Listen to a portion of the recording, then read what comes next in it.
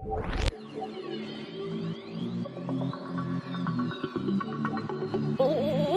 love a buttered biscuit.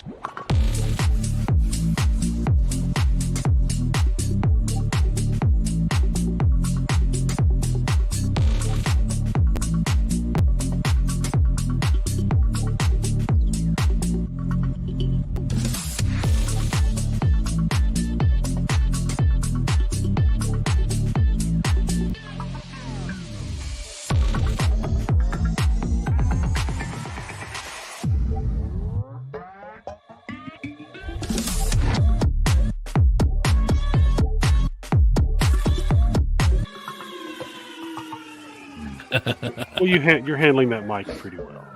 Yeah. Good evening, ladies and gentlemen. I would just.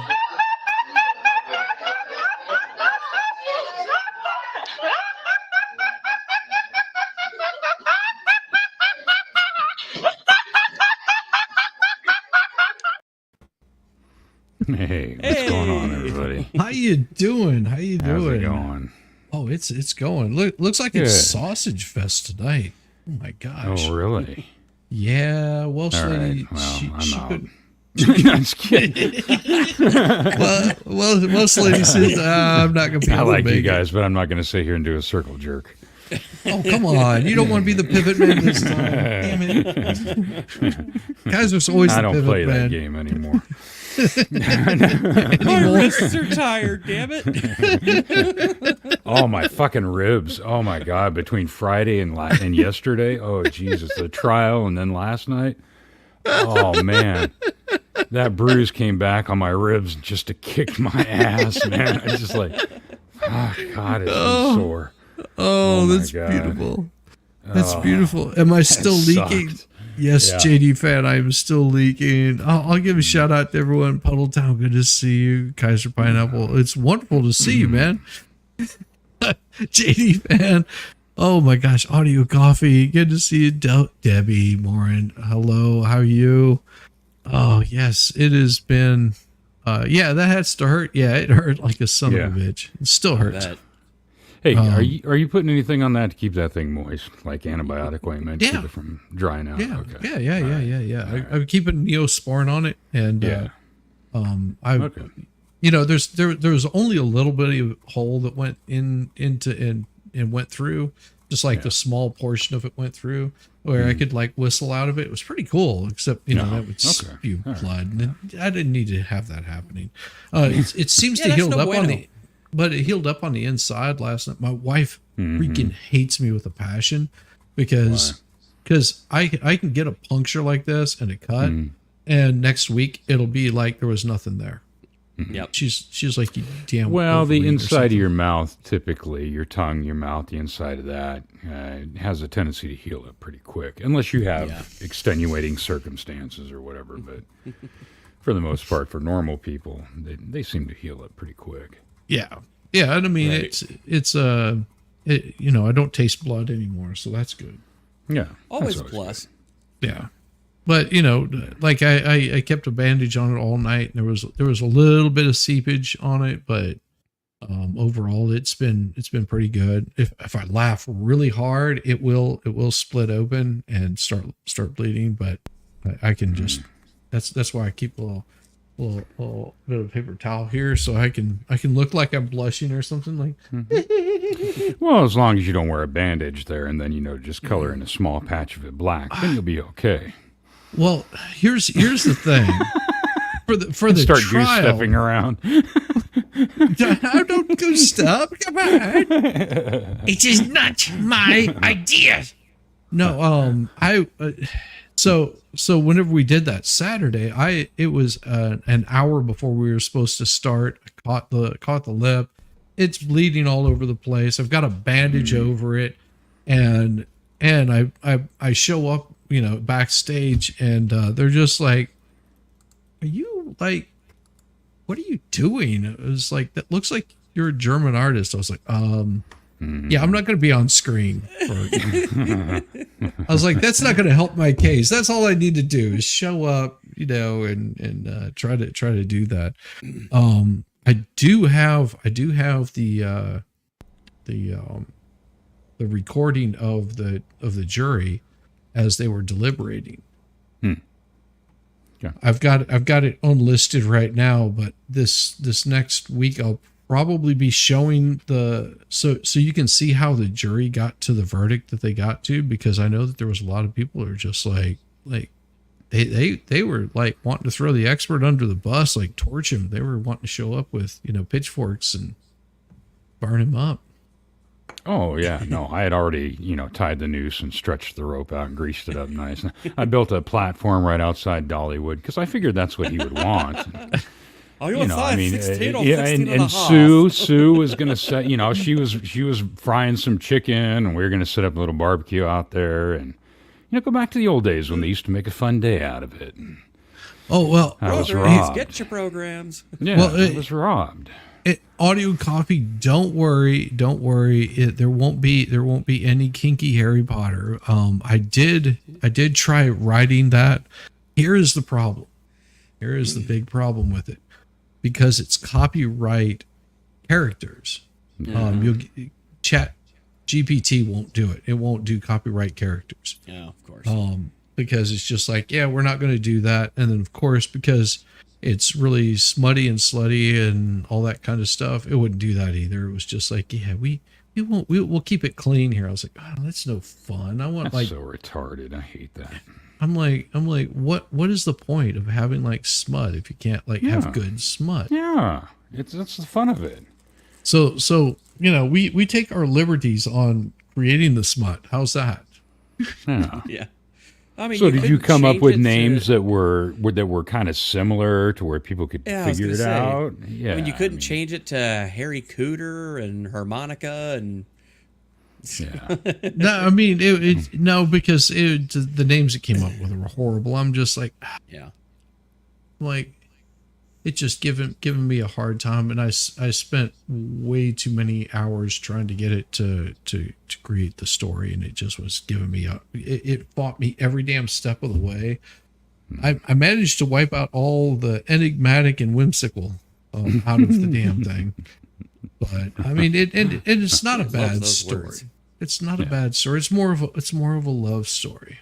What happened last night that was hilarious? So JD said last night was hilarious. Don't know what was hilarious. Oh, just that whole from the mock trial, all that stuff, and then a couple of things in between, and then experts, 6 hours of rambling. I'm gonna have Valhalla give me a tramp stamp tattoo that says I'm an expert survivor. So that's, I survived the expert. the problem with it is, unless Valhalla actually goes through and gets his licensure for tattooing, it's basically just a goat daddy tattoo or a branding, and then he owns your ass. So Literally. Yeah. Especially if you get the tramp stamp. Yeah, and it was funny because I hit up expert and was in his chat hanging out, because I mean that's a good milestone, hitting 6K. I mean, I was so impressed with it, and he sent me a message. It was like, I thought I sent this to you earlier. I was like, I'm happy just hanging out and chat. Well, I'll come on and sort of keep you entertained. Yeah. And I was so mad that I missed out on that. I'm gonna have to catch those on replay because I was so busy yesterday, and I didn't get home until like at least almost 8 o'clock, and then I had to put the kid to bed and then fight with that. It was like 10 o'clock before I finally got to sit down, and I'm like, yeah, I had like an hour worth in me of just kind of sitting around, and then I'm like, I'm going to bed. Yeah. Well, and expert has just that way of being able to just ease right along like nothing's going on, and he's such a great guy. I mean, Well, I mean, I'm beyond help. I mean, he and the White Rabbit kidnapped me and had me chained in their basement after the first time that I did trivia with them. But subsequently, I have broken those chains, but I do suffer from Stockholm Syndrome. So now I'm just wandering around. And other people that voluntarily do this shit, I have no idea what their problem is. Oh God, yes. Oh man. Oh yeah. So there's been that. Yeah, like Big Johnson last night was really entertaining. Oh, she's funny. Yeah. She is just, and we talked a little bit, and she's in the back room we were talking a little bit, and she is just like you would see her on stream, like no F's given. Very cool. Like really cool. You did keep the handcuffs, right? Damn right. Why wouldn't I? I have plenty of my own handcuffs. No, they had little locking chains. And leather Manacles. straps. Yeah, and leather straps. Oh yeah, leather straps. Yeah, and so in case you guys are new here, might be new here. Well, what we do is we have an AI story that's written by you assholes, because you guys are awesome. Yeah, and we Yet sort of again, take your liberties with it. Well, we try to make it your fault. It's mainly my fault that if it gets screwed up, it is. No, it's all on them. It doesn't matter. It's really easy to toss that over, man. You just, it's all their fault. They come up with it. Yeah, sure. It's you know how hard it is to do a mock trial whenever you only read the affidavits like 30 minutes before and your face has been busted open. Yeah, I imagine that's probably a little difficult. But Baker is so damn awesome that. And it was really good for MLS to come in there and actually sit in and do the judge portion of that. Much kudos to him, because that's not an easy thing to do. And then also because we had the people in the background that were the jury that was sitting in the background, and that was. He was able to handle them really well without giving, any sort of direction whatsoever. It was just like they came in and were just like, oh, we want to see X, Y, or Z. And he was like, it is what it is. You're stuck with what you got. But I also think that it showed the failings of his mock trial, because I think that was his originally. Like the girls asked him for this information. He managed to get it to him, so it was good. Did you hear about the circus fire? It was intense. Good morning, Scott's cat. Terry Ham. Oh my gosh. Kinky Nudie and Big Ears next week. Oh, Kinky. Well, and we, here's the thing. We probably won't have any ladies. It's like going to be a sausage fest tonight. And so, it is, I did ask Squid if she wanted to show up. It is up to her if she wants to be here or not. No kink shame here. We know how it is. But yeah, so it's very, very, very, very chill. Holy cow. Yeah. So she said that she said no, not tonight.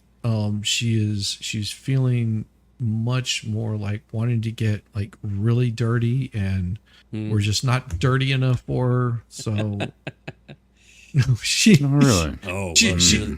No, she said she's a little tired. So that's absolutely fine. That's all right. We appreciate you. Pineapple was really looking forward to come out and play. And apparently, Welsh lady wussed out. Well, I told her to get some rest because she was going to be in for a rough ride, and I think that scared her a little.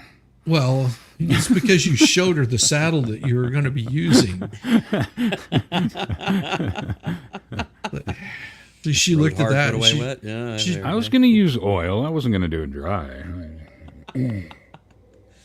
It's a little too rough. Yes. So tonight it is a really different one that we've got going on.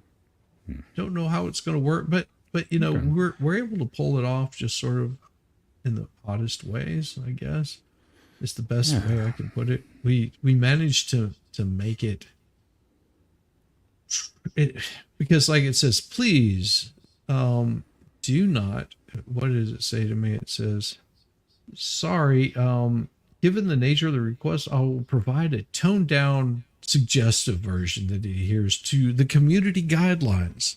So F you, YouTube and ChatGPT. I need something that works much better. There's got to be some kind of like there's got to be one of those AI programs out there that'll do that. There is, but you know how it is. Hey, thanks, Fubar. Congrats on my first case. Well, yeah, that was and I will attribute it to Lefty. Why are you gay? Why are you gay? Why are you gay? I always go in there and say something stupid to him when he's playing his game. That's awesome. That's awesome. I can't remember what it was. I don't remember if he was actually playing or if he was like doing a replay. I'm not sure, but I was getting ready to check out early this morning, and I put something. God, how did I say that? Something to the effect of while he was playing, I was like, "Oh man, you're still going," because it was showing on the thing like 15 hours or something. I was like, "Man, you're still going. Oh, you're a beast. You're gay, but you're a beast," or something like that. Oh, you're so bad. That was funny. Oh, jeez. Oh my gosh. Yeah. So I think Jen last night, I think Texas Jen, I don't know what was going on. I don't know if she could tell that he and I were joking back and forth or what, but I think she was on the verge of timing him out or something. Like, no, don't worry about it. No, we're just fucking joking. Oh God, yes. Yeah, your chances of offending me are pretty slim to none. Oh yeah. With this group, I mean, we're pretty easygoing. Let's be real. Yeah. Yeah, we don't get it. It really takes a lot to get offended. I mean, you have to do something that's just like socially unacceptable for us to get offended. A perfect example would be of if Yamaha came in and started like cussing out, Kaiser. And attacking him while we were on stream, then that's sort of egregious. Yeah, that could be one thing. I might time him out for quite some time. But if he comes in and he's just poking the bear, it's just like, well, you better be prepared because Kaiser, he'll fight back. Oh yeah, he'll fight back. Yeah, if you can't take it, don't give it. Don't even start. Exactly. Because you're gonna get fucking lit up. I'll give you an 86,000 second timeout in your chat.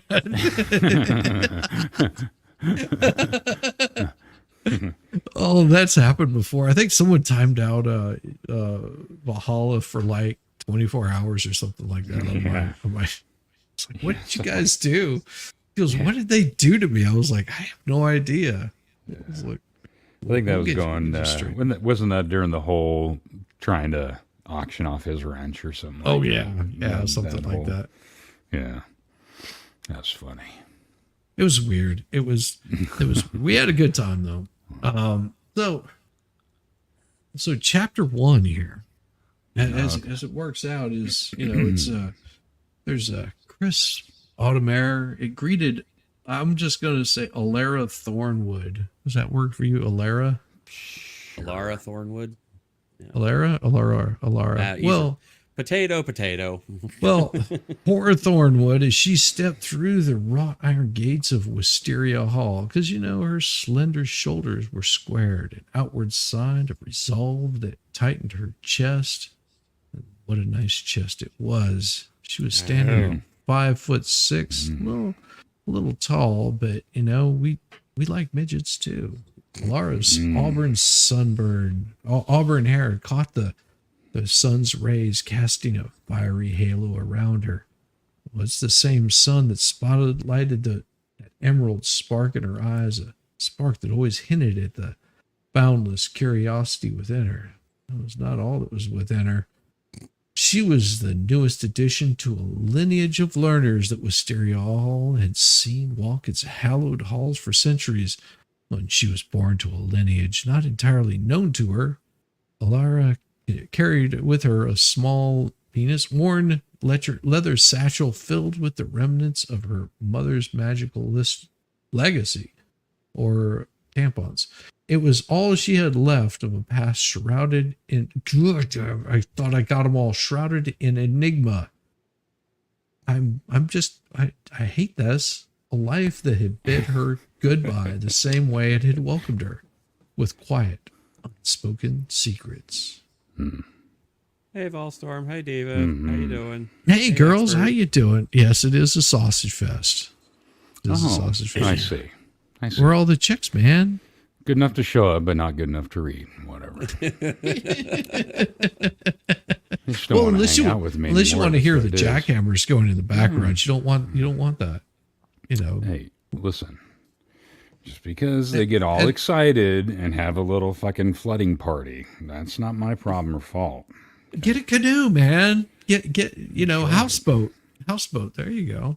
That's right. You create the flood. You got to ride the waves, man. Hey, BJ, how's you doing? One non-sausage here. Well, you're welcome to join us. Welcome to join us. This is what we do on Sundays. I'm on a mission from God. I'm on a mission from God. We're on a mission from God.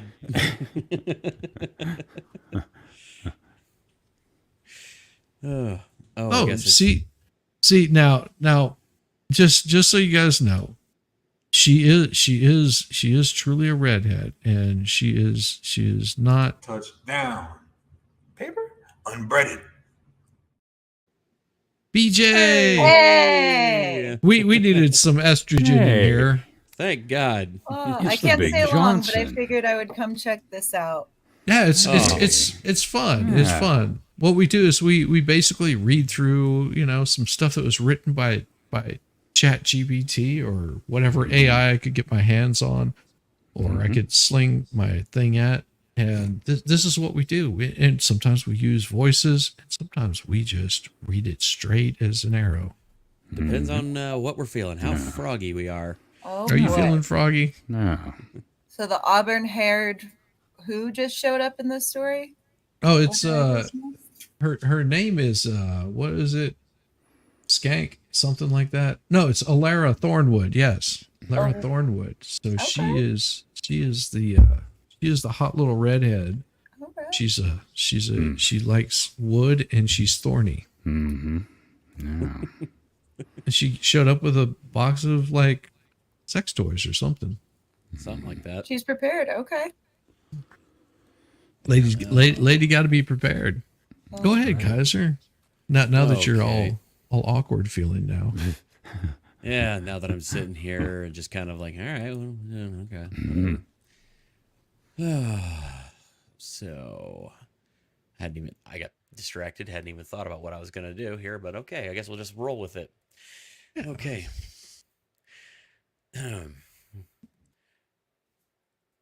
Excuse me. Sorry, I had to clear that out real quick. Yeah, that's right. Yeah. Get it. Now we'll just go hard. Amidst the throng of new faces, a shadow loomed, a silhouette that commanded the whispers of both fear and admiration. Darius Nightshade, as if sculpted from the very darkness, was rumored to have claimed his parents, stood near the back, his deep blue eyes set against the pale skin and night black hair of his that's weird. It skips that whole paragraph. That's weird. Like night black hair and the scheme. That's a weird way to transition. Okay. Seemed to swallow the light around him. At 6'2", he had the presence that felt like a story whispered in the cold dead night, thick with anticipation and dread. Well, I'm sure he was thick. Sorry.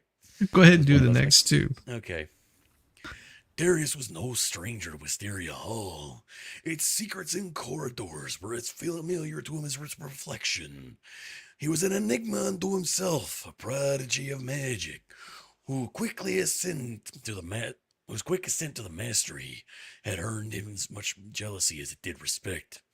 Their eyes met across the courtyard during the headmaster's welcoming speech, a silent jolt of recognition passing between them. Alara felt an inexplicable connection to Darius, a pull that seemed to tether the very depths of her soul. Ooh, yeah. All right, figured if I might as well do the voices, just kick off things off with some Randy Savage. Yeah, we'll get a little bit of Randy Savage in there. The only thing is just like Expert said, problem with Macho Man is new stuff is dead. Yeah. Yeah, you know what Randy Savage would be doing if he was alive today? Beating the shit out of that lid.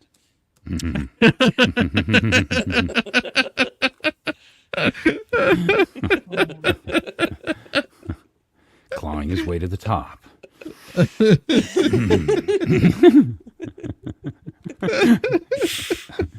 I can do it again.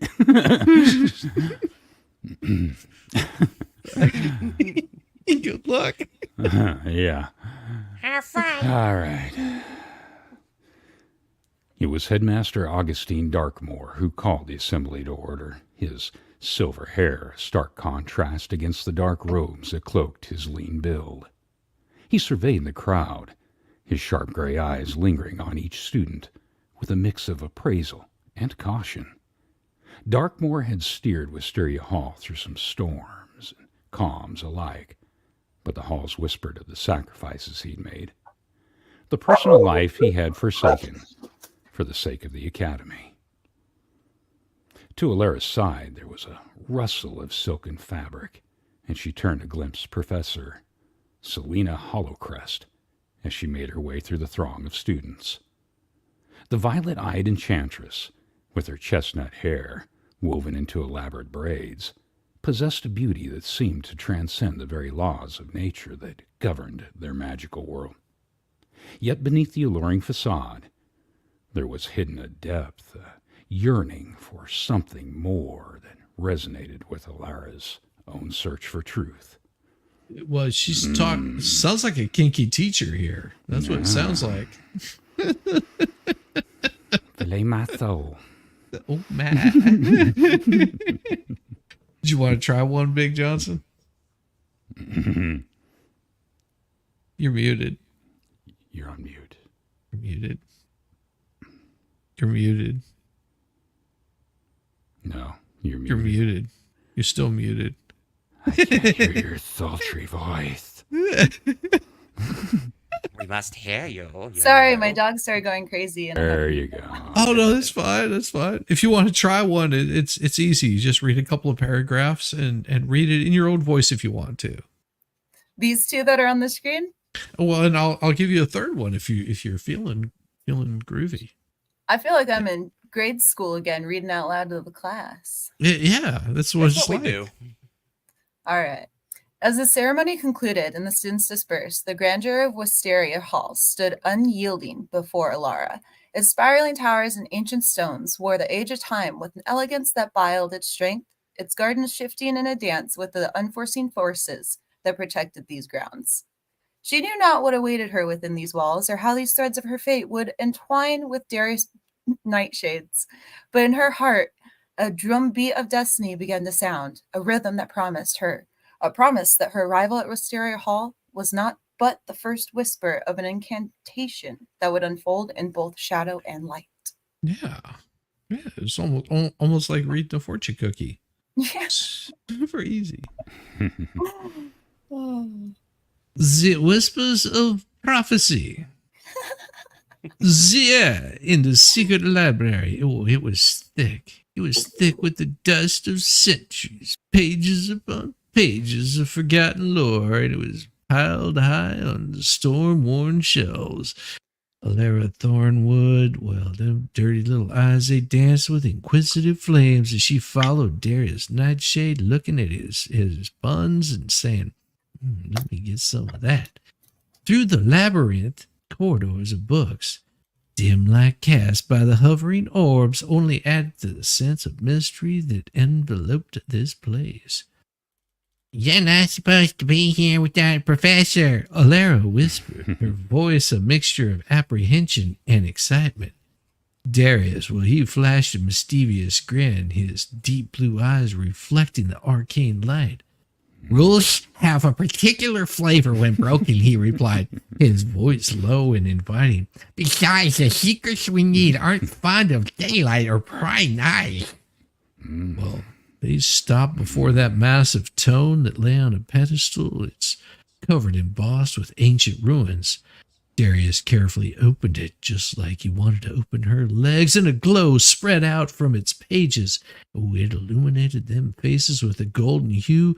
Alara leaned closer and deeper. She looked into his eyes, and the characters on the page seemed to dance before her face, arranging themselves into a language she could comprehend. A gift of the library to those it deemed worthy. Okay. Mm-hmm. All right. Well, I guess if we're gonna go ahead and read, let's get down.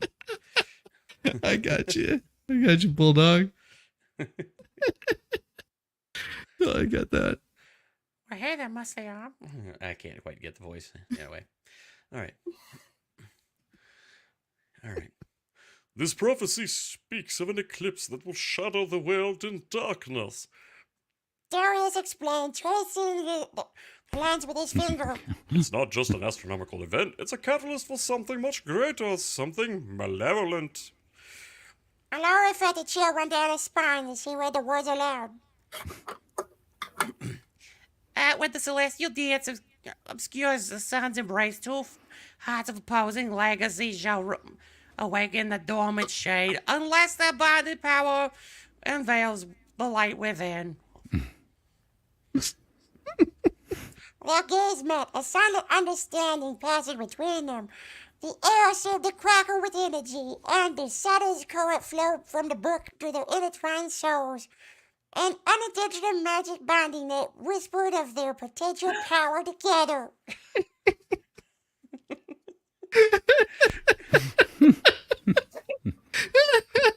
I'm sorry, did Elmo distract you?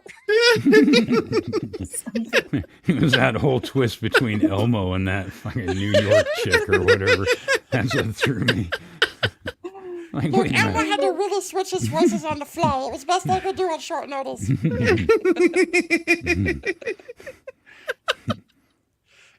needs a new agent.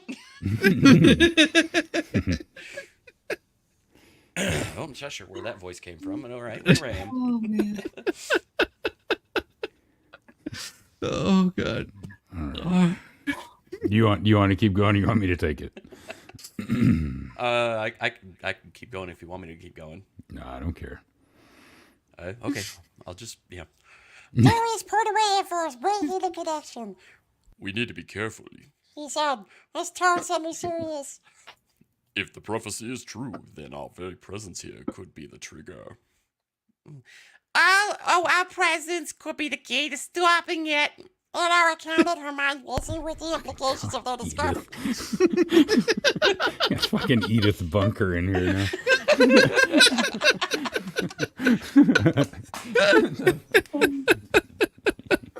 It's Elmo attention. Yeah. It's like, okay, now I'm confused. Yeah, I know.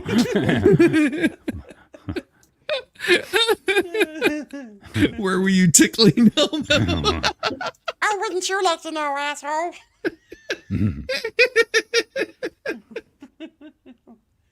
All right.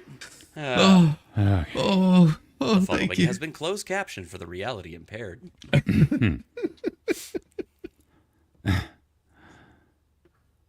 Just then, a voice echoed through the library, a soft clearing of the throat that signaled they were no longer alone. They turned to see Professor Selena Hollowcrest standing at the entrance of the aisle, an unreadable expression on her violet eyes. Probably because she was in lingerie. Ooh. I see you found the Chamber of Prophecy, she said, her voice in a subtle blend of intrigue and warning. Alara's heart beat faster, unsure if they were about to be reprimanded or drawn further into the mysteries of Wisteria Hall. Selena approached the pedestal, her eyes locked on the open page. "Be wary, my students," she continued, an inscrutable smile playing on her lips. Some truths are better left in the shadows. Lest the light reveal more than we're prepared to face. And finish out the chapter. I don't know about sultry, but with those sultry words, she turned and disappeared as silently as she had arrived, leaving Ilara and Darius to ponder the cryptic warning and the meaning of their newly forged connection. The whispers of prophecy lingered in the air. Or was that just from the tacos last night? A reminder of the thin veil that separated their world from the encroaching darkness. One thing was clear. They were at the heart of a tale as old as time, and their choices would shape the destiny of Wisteria Hall and the world beyond its hidden walls. Yeah. Oh. You ready for more? Sure, I'll do 2 more. Okay. There you go. Chapter 3, Lessons in Love Magic. Ooh. Dear Lord, hold on. Let me make my screen bigger so I could read this. Make it bigger. Big Johnson. The classroom shimmered with an otherworldly glow as Alara stepped inside. Her senses flooded by the intoxicating scent of rose petals mixed with a hint of something more potent and primal. Professor Selena Hollowcrest stood at the center of the circle, etched in the floor, her violet eyes capturing the flickering candlelight as she surveyed the assembling students. She sounds creepy. Yeah. Welcome. Selena's voice was like silk, wrapping around each student, drawing them closer. Today, we delve into one of the most complex and powerful forms of magic. Love magic. Ooh, love magic. Love roller coaster.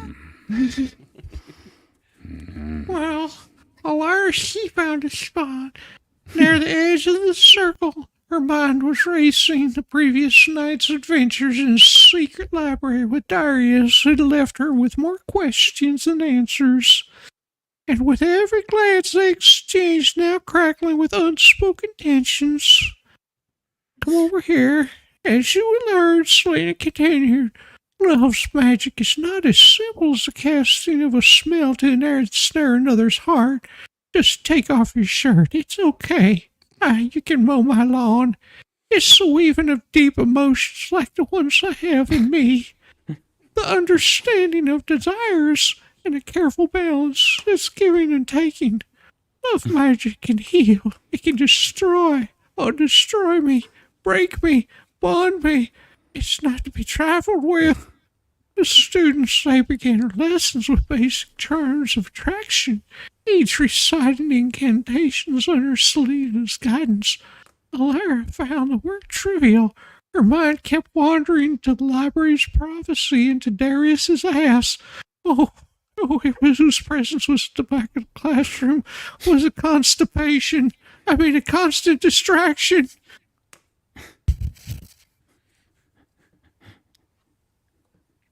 Well, Every time I hear that voice, the twins want to tuck up and hide.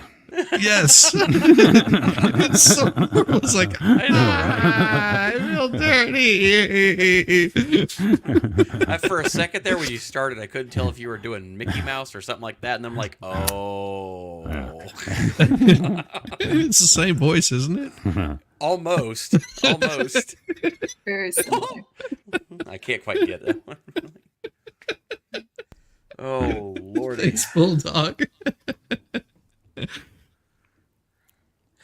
All right. Well, I guess this is my turn. If you want it to be. Yeah, I mean, I know.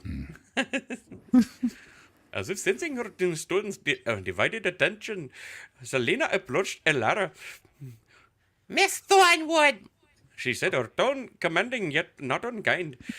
perhaps you would benefit from a more challenging exercise. Before Alara could respond, Selena waved her hand. A pool of liquid magic swirled into existence before them. Is that what they're calling it now? Liquid magic. I do not know it. I've got some liquid magic for you. I want you to shake this magic with your desire. Show me the depths of your understanding. Oh, they're going to go deep. I see scissoring coming soon. Ilara hesitated, uncertain of how much to reveal. She closed her eyes and focused, reaching into the pool with your tentative fingers. The liquid responded, coalescing into a form that made her heart race. An open rose, its petals unfolding to reveal dark blue epicenter. She opened her eyes at Selena, studying her creation with a knowing smile. A very interesting choice, Miss Thornwood. Selena mused. It seems you have quite the depth of passion within you, but remember, it must be balanced with control. Is that like see control? Mm-hmm.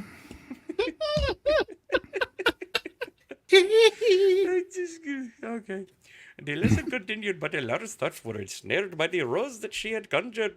It was an unmistakable symbol of her intertwined fingers for Darius. The realization that Selena might have glimpsed into her heart was disconcerting. It was very disconcerting. Just like the time I eat a cheeseburger in front of my cow.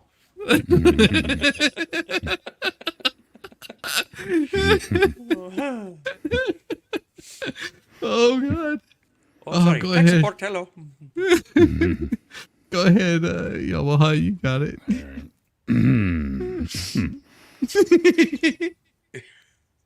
By the end of the class, Alara felt drained, both by the effort of the magic and the emotional toll of her hidden desires.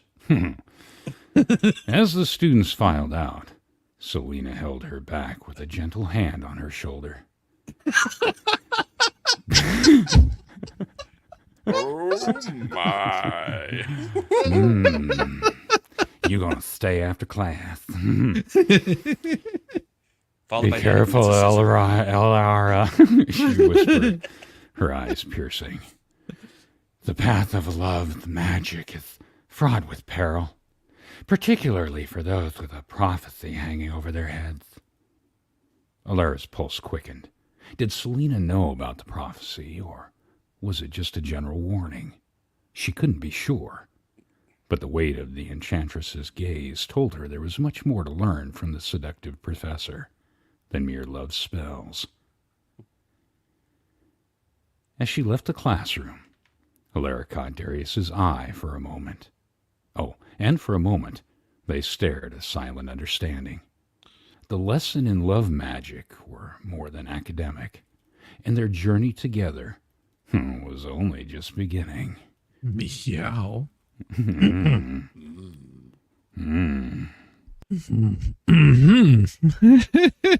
Hey, how's it going, Tammy? Good to see you. Oh my gosh. How you Hey, doing? Timmy, how you doing, girl? Good to see ya. Edith Pineapple. I do have reference to that remark. I don't quite like it. No kidding, it's good. How funny. Well, with the eclipse mere days away, the entire Academy of Wisteria Hall was abuzz with a mixture of excitement and dread. While the students, they were normally consumed by their study and youthful escapades, usually screwing on the quad, could feel an unseen tension that seemed to thicken the air, just sort of thick, really thick. Whispers and theories about prophecy had spread like wildfire, each retelling becoming more elaborate and dire. Alara Thornwood felt the weight of her breasts, and the looming eclipse with every passing hour.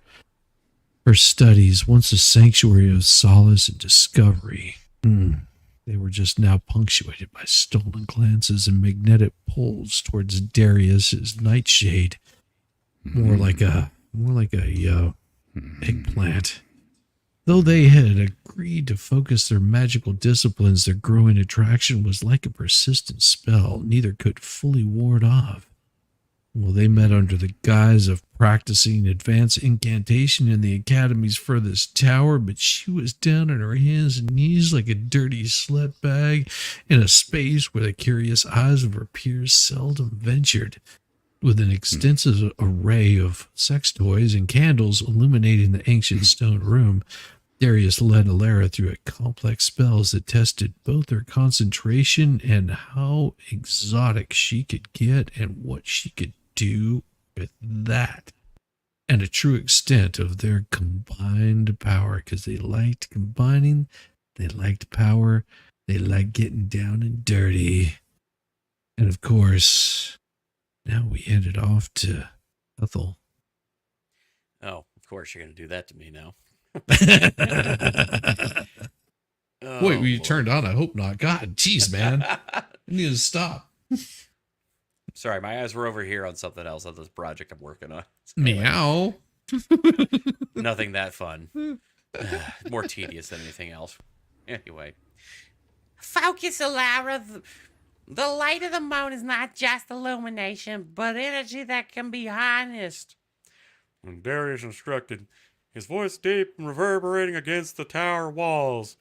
They stood in the center of a meticulously drawn sigil, their hands almost touching as they channeled ambient lunar magic. What the hippy-dippy bullshit's this? I know that it's hard to concentrate when Alara began. Alara began before snapping her mouth shut. She couldn't afford the vulnerability of exposing her swirling emotions. Then what? Darius prompted, his gaze piercing through the flickering candlelight to meet hers. Alara shook her head, trying to dismiss her hesitation. when the eclipse feels like an omen for something greater we can understand. Darius's demeanor softened, an unspoken acknowledgement of the shared uncertainty lay between them. Eclipses are both endings and beginnings, Alara. Our magic must be ready for whatever the shadow unveils. Hours passed as they delved into the nuanced realms of magic. With every spell cast, their connection deepened, an invisible thread weaving their fates tighter together. Yet each success, the unease of unknown future grew. The moon's shadow, a reminder of the prophecy's dark promise. Damn, it wasn't a bad Hank Hill, man. Well, I try to do my best on that one. That's one of my favorite voices to pull out sometimes, you know. Actually, if you call my phone, it's, you're greeted by Hank Hill, so, you know. I'll let you read the last two there, BJ. Okay. Hold on, I gotta make my screen big. Oh, yeah. Get it big. Get it large. Real big. Big Johnson. Oh.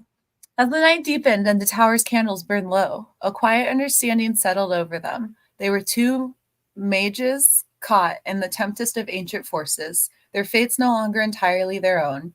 And as the first faint trace of dawn colored the horizon, Alara and Darius parted ways with the lingering look that spoke of enchanted desires and the fear... What? And the fear of what the coming eclipse might bring. The hallowed halls of Wisteria Hall held their breath, awaiting the night when the moon would conceal its face and perhaps reveal the true power of the bound hearts of Alara Thornwood and Darius Nightshade. I thought there was going to be some pounding going on. That wasn't the case.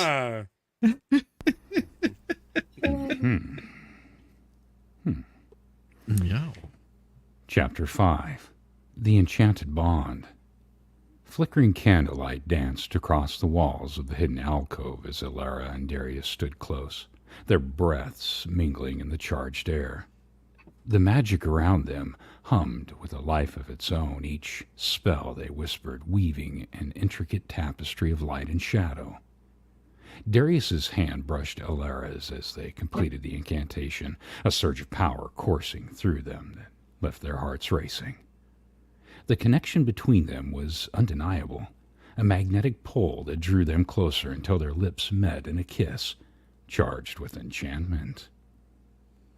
As their bond deepened, the air around them shimmered with colors of the aura, testament to the strength of their combined magic.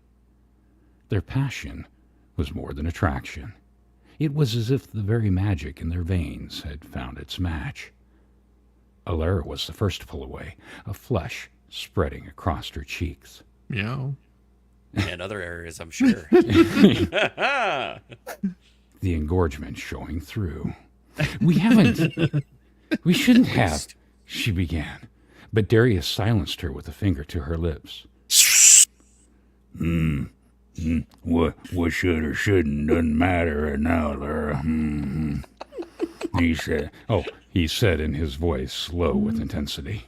This it's bigger than any rule they set before us. Mustard. Their moment of unguarded vulnerability was shattered by the sound of a slow clap. Don't get the clap. The golf clap. They turned, startled to find Professor Selena Hollowcrest leaning against the entrance of the alcove and an unreadable smile on her lips. That's because she had her skirt over her head. You couldn't really tell what she was. Why was she smiling like that? It's so weird. Well done, my dear students, she said, her voice dripping with intrigue. You've just proven that some bonds cannot be taught. They must be felt. The professor's violet eyes held a knowing gleam as she observed the two. There was an edge to her gaze now, as if the secret shared in the alcove had shifted the dynamics of power. Alara's heart raced for a reason that had nothing to do with the kiss. They were caught, and the consequences could be dire. I trust you keep this to yourself, Professor. Darius asked, his tone even, but his stance protective in front of Alara, whatever. Slut.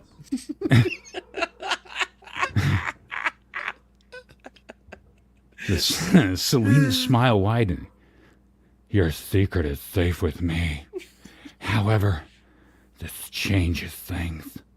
I believe the two of you have much more potential than even you realize. And with the eclipse approaching, Wisteria Hall will need every ounce of that power.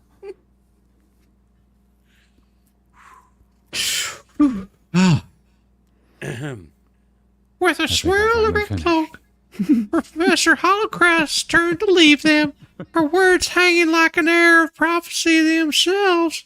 The footsteps faded. Darius and Alara exchanged a look, knowing that their magical journey had taken a turn neither one of them had anticipated. Don't forget your towel. They were bound now just not by the secrets of the heart, but by a destiny that could alter the very fabric of their world. As the echoes of their passionate encounter settled into magic-saturated air, they knew that their story was far from over. The secrets of the heart. The cool shade of secret library. The only sound that was a delicate rustling of parchment as Alara and Darius delved deeper into the mysteries of ancient texts surrounding them. After their encounter with Professor Hollowcrest, they knew they could not afford to be careless again. Their bond was more than a passion. It was a potential key to stopping the dark prophecy that threatened Wisteria Hall. Well, Darius, he was usually silent, his usual stoic demeanor giving way to the pensive frown that creased his forehead, and Alara, sensing his unease, reached out and placed a gentle hand over his. She could feel the thrumming power that neatly beneath his skin and in his pants, the same magic that now bound them together. Darius, she whispered, you've always been so guarded. As if we are to face what's coming, I need to know your heart, your past. Well, he met her gaze with a vulnerability she had never seen in him before. Taking a deep breath, she began to strip and unravel the threads of his history. Well, he spoke of his parents. Well, they were brilliant, but especially obsessed with forbidden spells, which eventually led to their undoing. Well, how the academy, in particular a headmaster, Darkmore, had taken him in and raised him like a little slave, but with an unspoken expectation that he would overcome the shadow of his family's legacy. Well, Lara, as she listened, her heart aching. Oh, it was aching so much for the little boy that had grown into a man too fast, cloaked in the expectation of greatness. She knew that when they were more alike than she had realized, both of them were orphans of circumstance, both seeking to understand their place in the intricacies of magic. It's not just about stopping the prophecy, Darius. It's about understanding who we are. Alara mused. Our bond is not a coincidence, it's a destiny. We are meant to do this together. It sounded a little bit like Kermit the Frog there. Headmaster. Headmaster Kermit. What's up, Jacob Castro? Good to see you over on Rumble's side. Jacob Castro, what's up? Jizzy, put some super glue. Is it leaking again? God damn.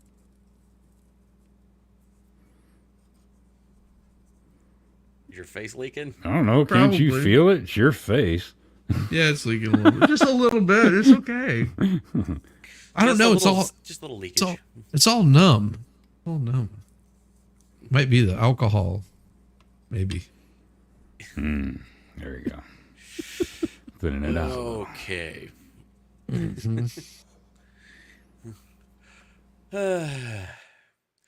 As they conversed, the air around them seemed to glow and stir with a newfound connection. The library taking on a warm glow. Books levitated off shelves, fluttering through the air like leaves in the wind. Before resettling into new positions at the library itself was rearranging its contents to assist him with their quest. Like ancient texts, they speak of unity of opposites. Perhaps bond is akin to joining of two halves. Darius pondered, a newfound determination in his eyes. Light and darkness, fire to illuminate shadow. Hilaire nodded, feeling the truth between his words resonate with her. They were the embodiment of that unity, and it was only together that they could stand against the coming storm. Just as they reached this realization, a faint tremor moved through the ground beneath them. The ancient stones of Wisteria Hall seemed to whisper a language as old as time, warning that time was running short. Darius and Ilara exchanged a glance, knowing that the eclipse was drawing ever nearer, and with it, the moment of truth. They would need to prepare to harness the power of their bond for the trials ahead. But now, the secret library, surrounded by the echoes of 1,000 spells, they found solace in the shared secrets. Together they would face the darkness, together they would seek the light. Good for them. You know, if we put a red wig on you and you stuffed your shirt, I'd swear Diva was right in front of me. I was getting a little excited. You were getting excited. I could hear the thumping in your chest. Your heart was beating so hard. Yeah, that was definitely not my best Irish, but I was like, oh, hell, thank God. I mean, at least if Diva's not here, I can at least pull that one off, and I don't have competition to make me look like a complete jackass. Ballstorm says, Kaiser needs to be reset. The accents are all over the place. Yo, why don't you get in here and say that to my face, man? I'm going to tell her you said that.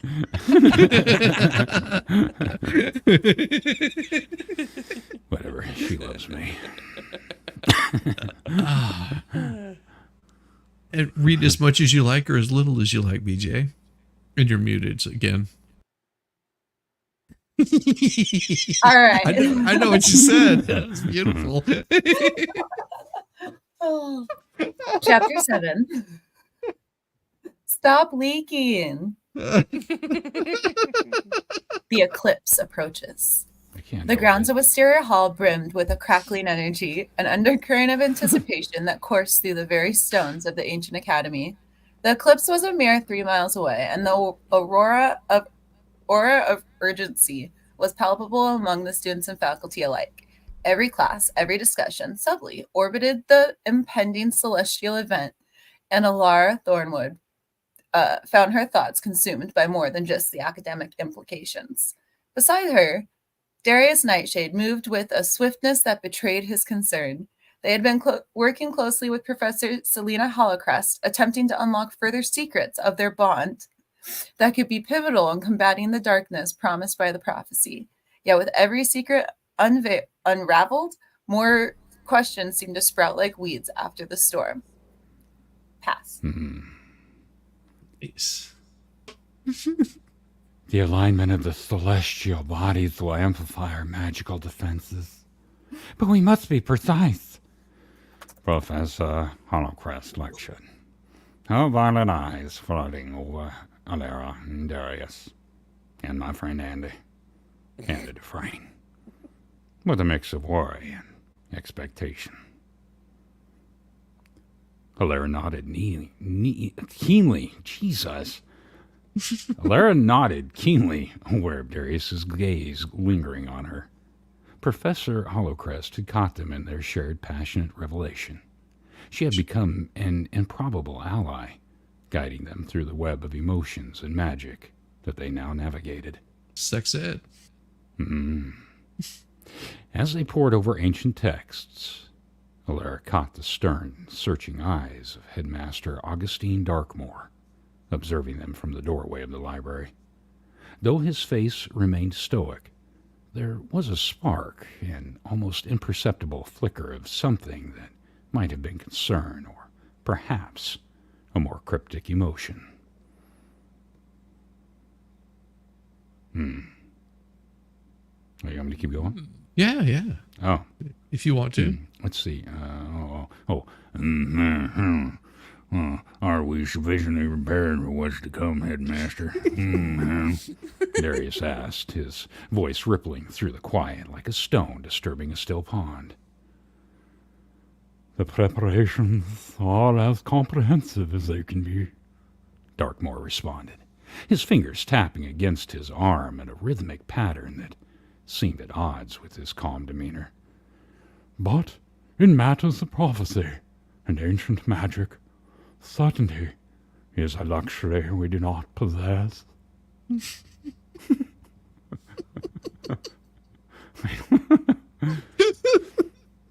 The trio found themselves in the eclipse grounds, where the standing stones stood tall, their runes aglow with a faint luminescence even before the event.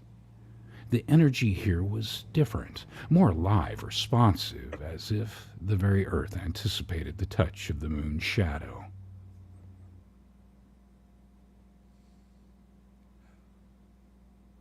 You want me to go? Alara felt the pull, a magnetic call between her heart and stones.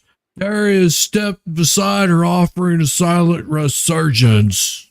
Feel my meat. Together they channeled a thread of magic, a glowing filament of silver emerald, and danced around them, whispering promises of strength and unity. Pour me another drink. We will face whatever emerges from the shadow, Darius declared, his words not boasting but a simple statement of fact. Let me do a few more lines. Alaric turned to meet his gaze directly, feeling the echo of resolve in her own chest. Together she affirmed, her hand finding his. I will meet you as the sun dipped below the horizon, casting the world into twilight. A raven took flight from the highest tower of Wisteria Hall. Its dark wings cut across the violet sky, a harbinger of the night that eclipsed and awaited them all. The air thrummed with power, with destiny, with the unspoken fears of my muscles, and the hopes and all who Wisteria Hall called home. In 3 nights they would stand together, like on top of each other, like beneath the darkened sky, their faces entwined with ancient stones and mud all over like the dirtiest parts of my body, and the lovers who bond can only be the key to salvation. Give me my leather suit, because for now the night called to them, a prelude to darkness, to the light, to the love that defied the stars and the shadows' delight. Something like that.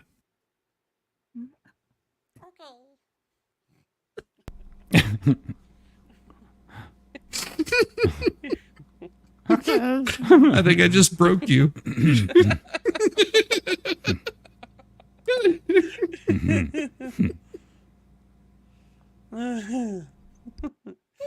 Oh Lord! I say, at this point, my tolerance for a lot of stuff is kind of like way up there, so I'm good. Oh my God! You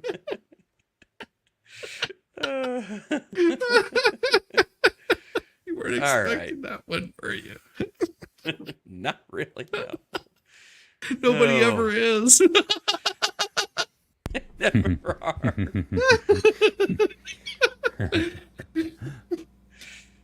Oh. Anywho. Chapter 8, A Dance with Darkness. As the first silver of the moon began to obscure the sun, casting an eerie twilight over Wisteria Hall, Elira Thornwood felt the air around her crackle with anticipation. Darius Nightshade stood beside her, his hand finding hers in a gesture that felt as natural as breathing. Their hearts beat in unison, a silent drumming that echoed the hot anxiety and determination that gathered assembly. Gadzooks, that was hard to read. The Eclipse grounds throbbed with the power of the Academy's magicians, each a sentinel against the encroaching gloom that threatened to spill from the heavens and into their world. The ancient standing stones thrummed with the frequency that resonated with the bones of the earth, as if the very land itself was prepared to do battle with the darkness. Alara's eyes, alight with an ethereal glow, scanned the crowd. There was Professor Selena Hallicrest, an elegant figure of calm amidst the storm. Her violet eyes... seems like a creepy headmistress. She just likes to watch. Yeah, she's a little off. She's a little off. She's like the creepy teacher, like, why are you having sex with your students? I don't understand this. Exactly, yeah. Like, you could go for, the headmaster, but oh no, you got to go for the 15-year-old. On the news at 11. Yeah. There was Professor Selena Hallicrest, an elegant figure, a calm amidst the storm, her violet eyes reflecting an otherworldly light. Headmaster Augustine Darkmore's stern features were set in a mask of grim resolve. His hands clasped at his back as if restraining the power that surged within him. Oh my. Oh, you want to go? Sure. I'll take these and then I got to get off for a little bit. Oh, really? By yourself? Hopefully not. I walked into that one. I walked right into that one. Door was open. Lord.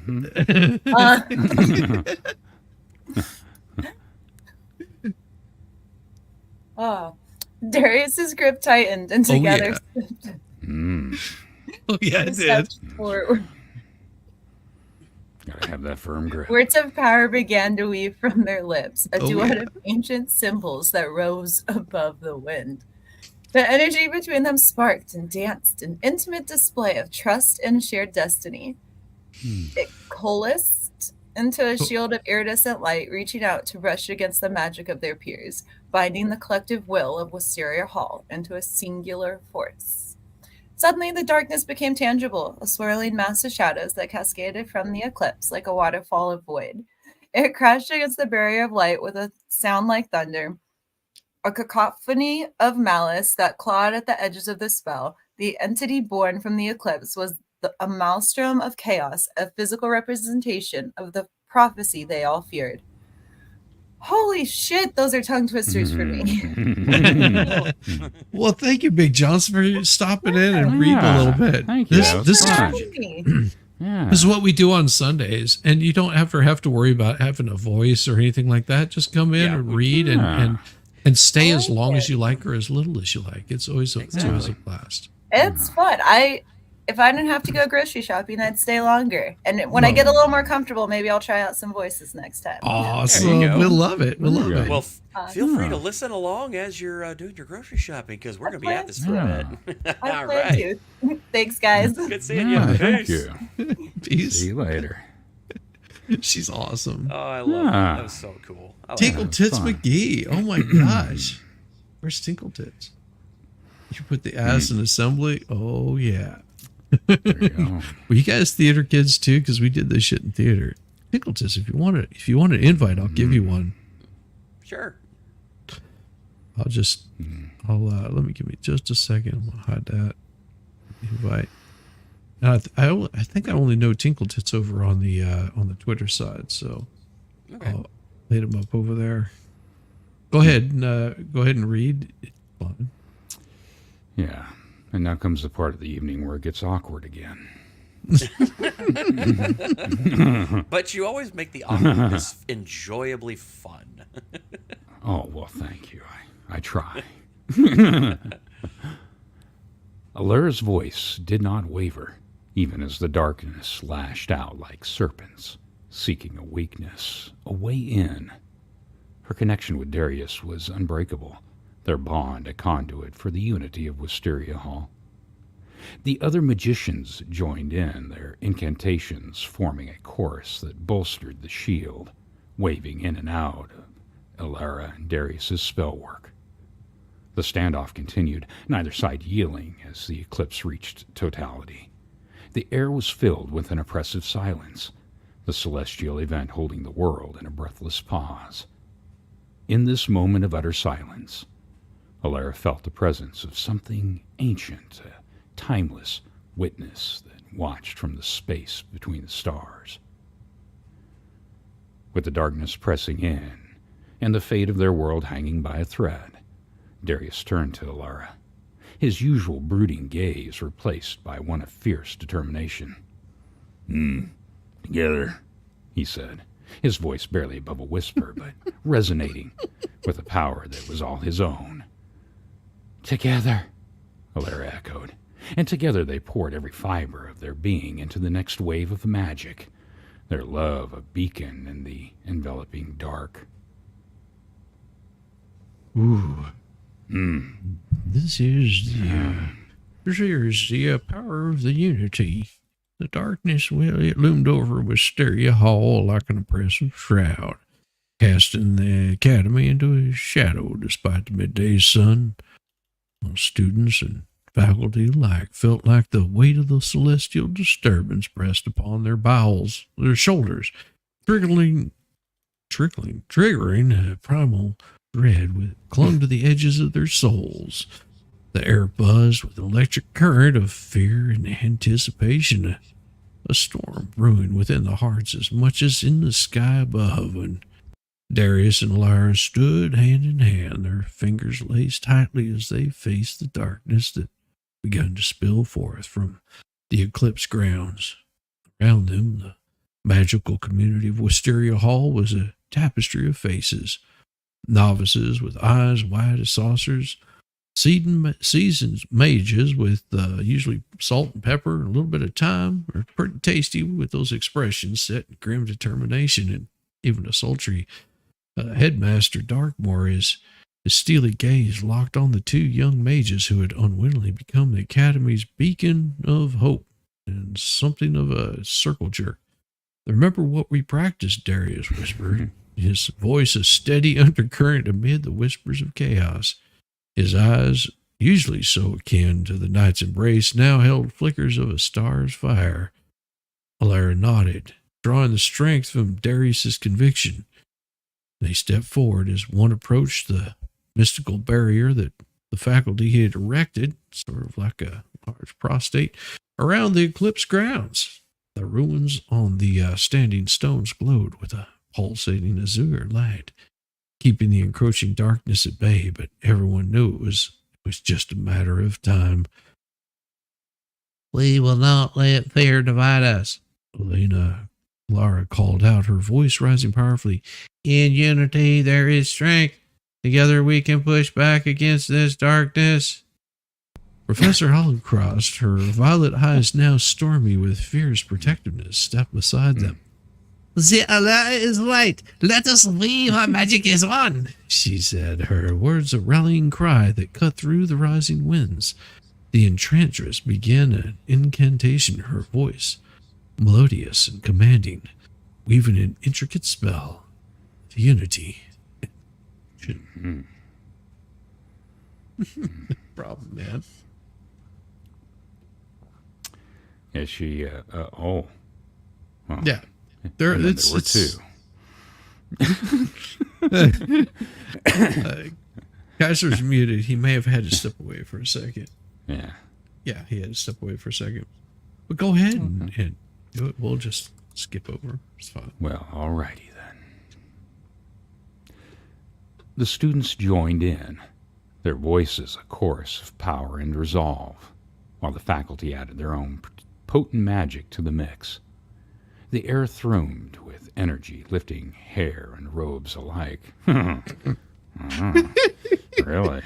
Wow. That's mighty powerful stuff.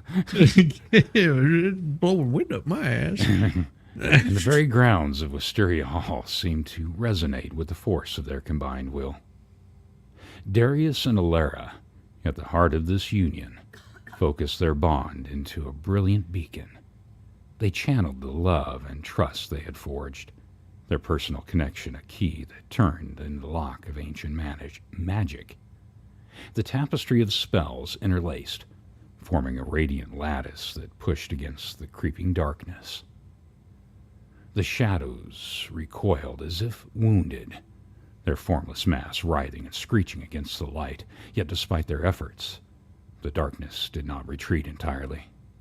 It was a living thing, cunning and relentless, seeking any crack in their armor of unity. About 18 inches south. Just as the struggle seemed to reach an impasse, Headmaster Darkmoor stepped forth. His normally impassive face was etched with lines of fierce determination, and his hands moved with precision as he cast a spell that had been lost to the ages.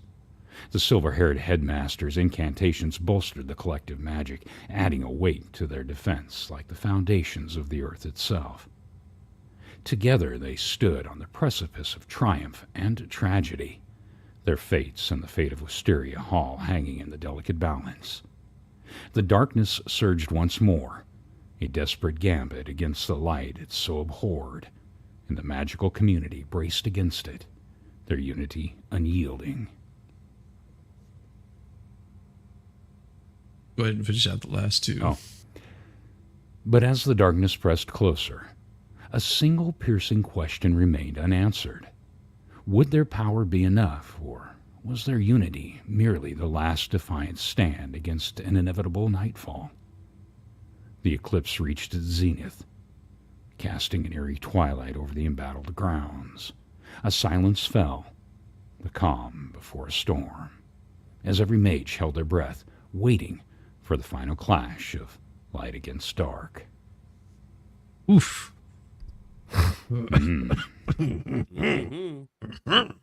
Oh boy. We only have two more chapters. All right.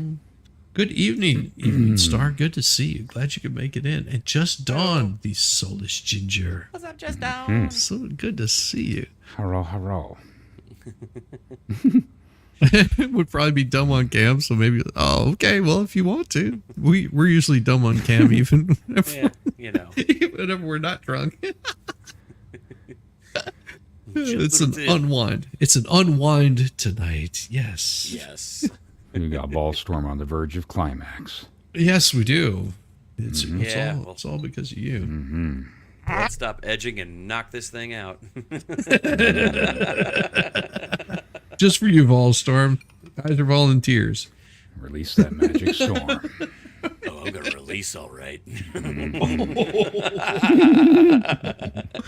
Sweet emotion. It is time for Boris the Soviet love hammer. There you go. Yes. Chapter 10, The Shadows of Doubt. Despite the jubilant atmosphere that pervaded the Wisteria Hall, after the partial thwarting of the prophecy, unease wound its way through Alara like a persistent vine. She could not shake the feeling that they were celebrating prematurely. I understand that. The entity they had faced during the eclipse was vanquished, but the darkness lingered, a ghostly specter at the very edges of her senses.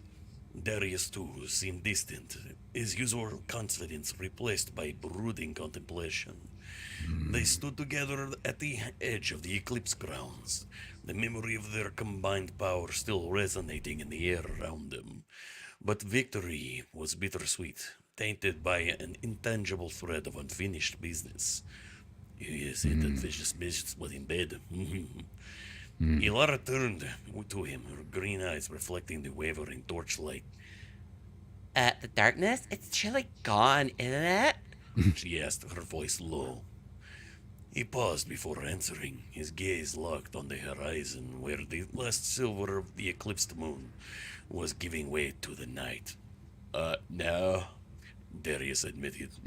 We've like driven it back, but like it's still out there waiting. It's like part of the prophecy we overlooked or something.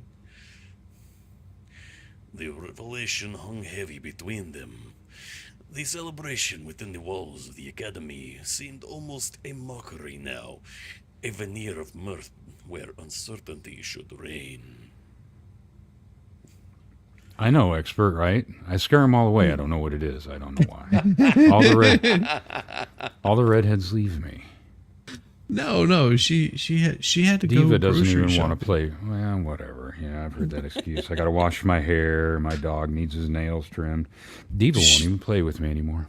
Well, Diva just said, she went out for milk and cigarettes, and well, she hadn't been back in 50 years. It's always some bullshit excuse.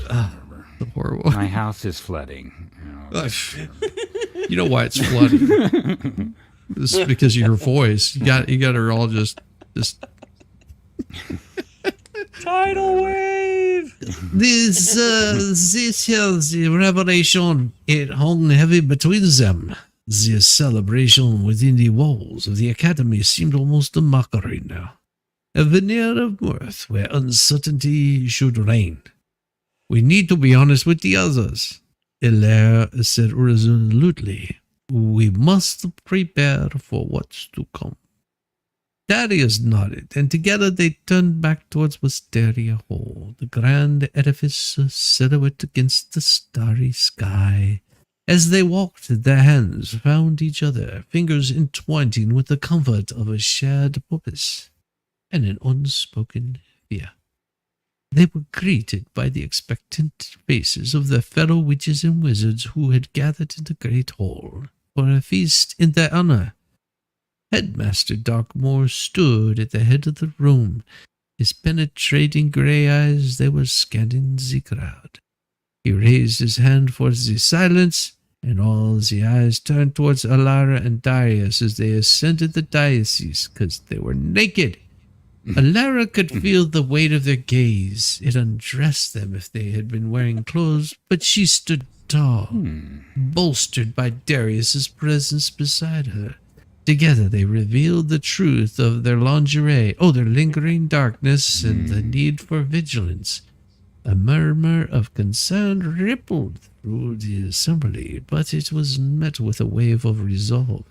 Wisteria Hall, a bastion of strength and unity, would not be cowered before this here renewed threat. As plans were forged and alliances strengthened, Professor Selena Hollowcrest, what a slut! She approached the pair with a knowing look in her violet eyes. "You done well," she said. But the heart of the prophecy beats still. Love, true and unfettered, is the key to sealing the darkness. That and a butt plug. Remember that. Her cryptic words were a whisper lost in the clamor of preparation. Yet Alara felt the truth resonate within her. She glanced at Darius, his profile erect, etched with determination and something more, like 9 inches more. Hope! As the great hall bustled with activity, the two lovers stood as beacons of light against the encroaching shadow. Their story was far from over. The final chapters of the prophecy, yet unwritten. The enchantment had bound them, was their greatest weapon, and perhaps, in time, their salvation. But for now, Wisteria Hall braced against the coming storm. Its inhabitants resolved to stand together. In the deepening twilight, the threads of their faces continued to weave an intricate tapestry of magic, danger, and desire. Mm-hmm. And just dawned. A new dawn. Ah. We have another dawn. Okay. All right. Well, apparently I've got about 5 minutes, and then I have to cut and run. Oh, we won't be long. This is we're almost chapter 11. We're almost over. Yeah. Chapter 11, A New Dawn. The darkness that once threatened to engulf Wisteria Hall had dissipated, like mist under the morning sun. Allura Thornwood and Darius Nightshade stood side by side amidst the aftermath, their bond not only unbroken but stronger than ever. The enchanted air and smell of sex through the eclipsed grounds, still crackling with residual magic, was a testament to the ordeal they had overcome. Allura's eyes, reflecting the emerald hues of new leaves, scanned the horizon where the first light of dawn kissed the edge of the world. She felt the warmth of Darius's hand in hers, a silent vow that no shadow would ever come between them again. Together, with the support of their mentors and peers, they had unified the divided, bringing light back to Wisteria Hall. As the Academy stirred awake, there was a palpable sense of renewal. Students and faculty alike emerged from their quarters, drawn to the eclipse grounds. Whispers of awe and words of gratitude intermingled with the morning breeze, creating a melody of hope. Okay. And Professor Selena Holocrest approached the pair, her violet eyes shining not just with pride, but an unspoken kinship. You've done what many could not, she said, her voice a gentle stream. You harness the pure essence of love and magic, embodying the true spirit of Wisteria. Headmaster Augustine Darkmoor, a figure both respected and feared, nodded in silent agreement. His usual stern expression softened as he regarded the students who had waved them all. This victory is yours, he conceded. And it comes with the responsibility. Wisteria Hall will look to you as a beacon bearers in the days to come. Oh, they're gonna come, all right. Laura and Darius exchanged a glance, understanding the weight of the Headmaster Darkmoor's words. But the prophecies end the new chapter of their lives, and that of the Academy would begin. But there would still be unexplored corridors. Oh, so many unexplored regions within... Mysterious halls, mysteries waiting to be unraveled. The magical realm was vast, and its protectors must always be vigilant. Okay. Finish this out, and I gotta go. Darius turned to the students who had gathered, his voice steady and powerful. Let this new dawn mark an era of unity for all magical beings. Let us learn from the past and build a future where light prevails, he declared. His words were not just speech, but a spellbinding promise. Allura's heart swelled with pride, both for Darius and the community they were part of. Her journey at Wisteria Hall was far from over, and for every ending was but a prelude to another beginning. With determination setting her path, she knew that whatever challenges lay ahead, they would face them together. As the day broke into full splendor, a collective cheer rose from the cloud, echoing through the halls of the Academy, and somewhere within the walls of the ancient institution, the adventure continued, ready for the next chapter to be written. And so ends our tale of the evening. And with that, I say adieu and good night to all you fine people, and we shall write a new story, but we need chat to help us with this story. The story will be glorious, and it will be lovely. So it was horrible, Harry Potter. Don't ever go. It was a horrible Harry Potter. No. Well, I couldn't get the damn sexy story in there because it was being difficult. It is always damn difficult. If you listen carefully, somewhere in the far off distance, you can hear J.K. Rowling crying. Yeah, because it was she needed a little bit more sex and cocaine in her stories. That's all I'm saying. Just a little bit more sex, a little more cocaine. She would be good.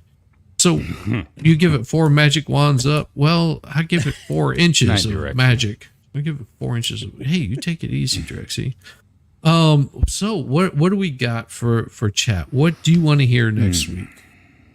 Let's get some ideas here. Well, I will leave that to y'all. I got to go ahead and get out of here. Take care, guys, brother. So have a good night, everybody. Take care. I will see y'all later. Peace. Peace. So what do we got there, folks? What do we got, chat? What do you want? While you guys are coming up with something, I'm going to get us set up for a redirect to go somewhere. It'll go somewhere. Don't know where it'll be, but we'll send you there.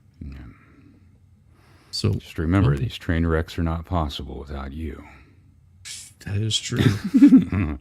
Oh, we've had some real stinkers. We had some good ones, but we've had a lot of good stories. We've had some that have been kind of, but it happens for the most part. Yeah. But it's still that one was fun. It was, it was missing a special kick in the nuts. I think is what it was missing. Involving a box of chocolates. Involving a box of chocolates. Oh. Let's see, a spy thriller involving I'm not a smart man, but I know what love is, Jenny. A box, a box of chocolates and cops are like one and the same. They'll both kill your dog.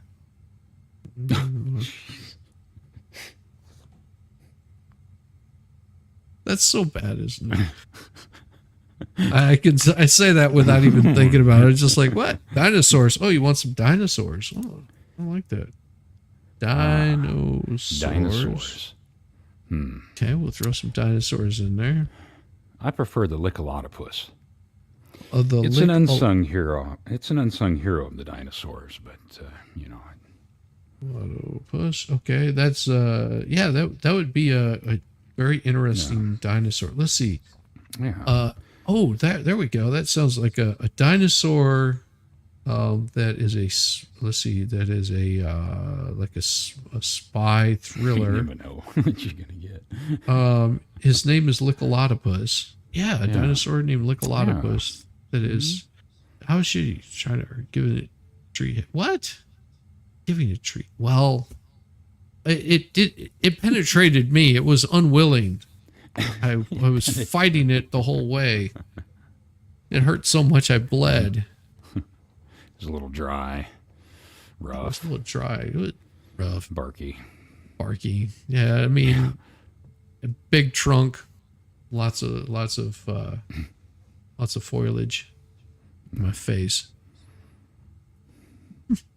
Damn environmentalists.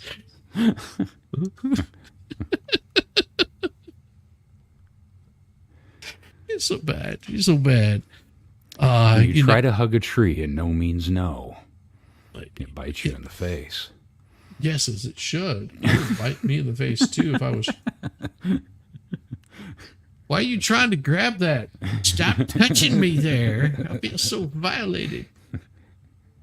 It's because I was trying to cut the damn tree down.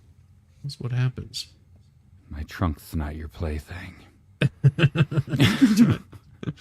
That is not a knothole.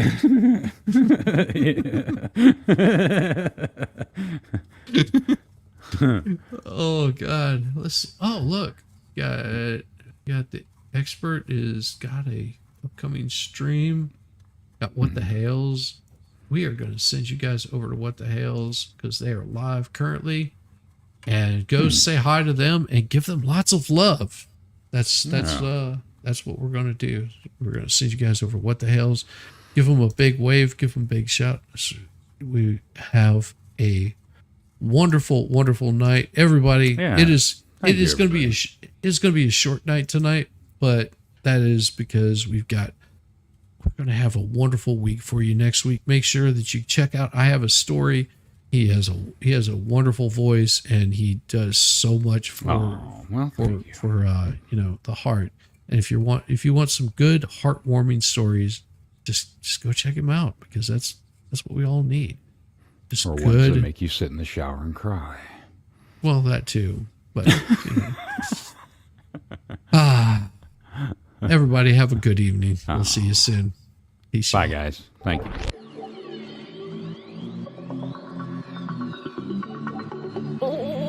I love a buttered biscuit.